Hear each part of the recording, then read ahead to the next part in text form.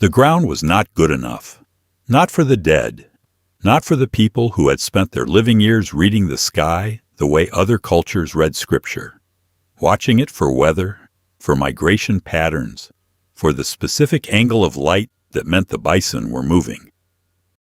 For the Lakota, the Blackfoot, the Cheyenne, the sky was not metaphor. It was geography. And when a person died, the sky was where they needed to go. So they built a road to it. 4 poles. That was the beginning. Driven into the earth at precise intervals, not casually, not approximately, but with the deliberate attention of people who understood that the structure had to hold against Montana wind, against the weight of grief, against the slow mechanical insistence of time.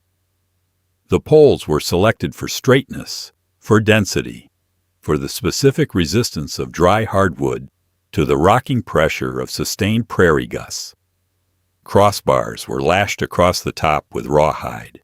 Wet rawhide applied deliberately because wet rawhide shrinks as it dries and produces a binding tighter than any nail, tighter than any rope, a joint that tightens with heat and resists loosening with cold.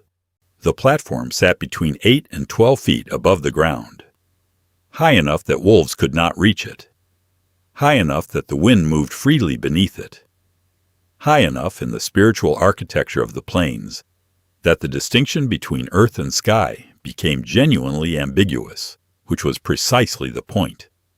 The body arrived wrapped, always wrapped. Buffalo robe first, the same robe the person had slept under, carried the particular smell of their life pressed into the hide fibers, the grease of their hands worn into the edges. Over that, additional robes or trade blankets, bound with sinew cord in a wrapping pattern specific to each tribe. The face was sometimes painted, red ochre mixed with animal fat, applied with the same deliberate care given to a warrior before battle, because this was a battle of its own kind. A crossing, a transit through territory that required proper preparation. Personal objects went up with the body, not as sentiment, as equipment. A warrior's weapons, a woman's awl and quillwork tools, food for the journey, dried meat, pemmican, the dense concentrated calories of the plains packed into a skin pouch and placed within the wrapping. The plains tribes did not send their dead into the next world empty-handed. They sent them provisioned, ready. Wooden Leg, a northern Cheyenne warrior whose oral testimony survives as one of the most precise material records of 19th century plains life, described attending scaffold burials in terms that carry the weight of long familiarity, not ceremony observed from a distance, but ritual participated in, understood from the inside.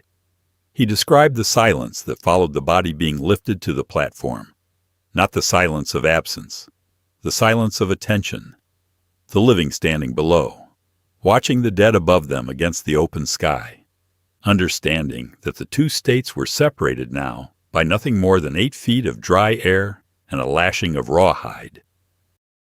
The morning that followed was physical and total. Hair was cut short, sometimes hacked off with a knife in a single motion. Fingers were sometimes shortened by a joint, the specific physical mark of grief worn on the body for years after. The scaffold was visited, maintained, the rawhide checked for loosening, the wrappings inspected after storms. The dead were not abandoned to the sky.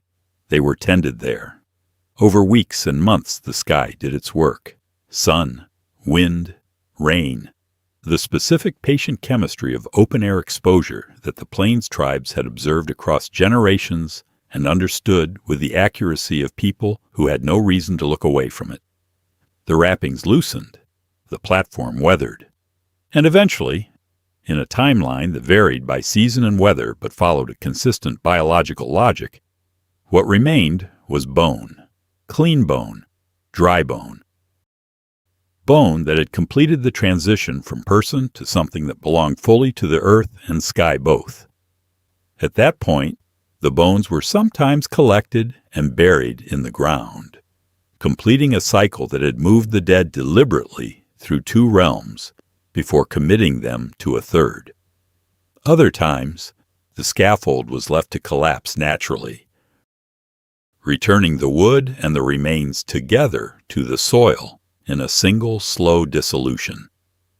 Either way, the earth received what the sky had finished. The last scaffold burials on the northern plains were recorded in the 1890s, as reservation life compressed and constrained every practice that had organized plains existence for centuries. Government agents and missionaries documented them with the clinical disapproval of people who had decided in advance that what they were looking at was primitive. They were looking at engineering.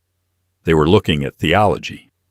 They were looking at a system developed across hundreds of years of careful attention to the specific physical and spiritual requirements of a human death on the open plains. A system that asked nothing of the earth, disturbed nothing below the surface, and returned the dead to the sky along the same road they had spent their lives looking up at.